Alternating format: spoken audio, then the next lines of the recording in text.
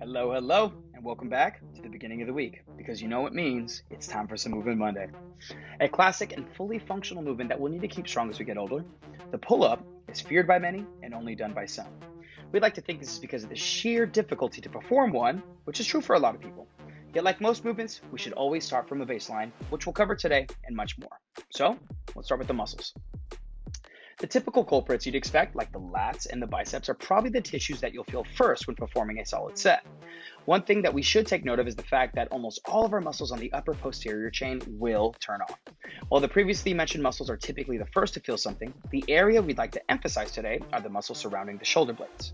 Your scapula go through almost all of its movements, especially retraction and depression at certain phases of the rep. For these reasons, it's hard to find a better exercise for the upper back that can give you the same bang for your buck as the pull-up itself. Now it's time to get into the mechanics.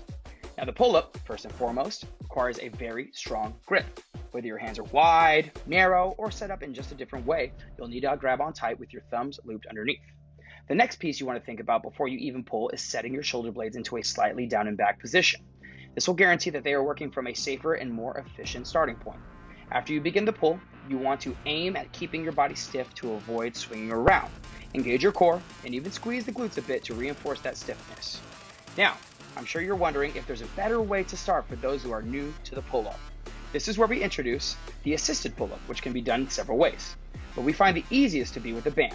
Setup is fairly easy, as you'll either want to loop the band around your rig or into the J-hooks that are located on the rig itself.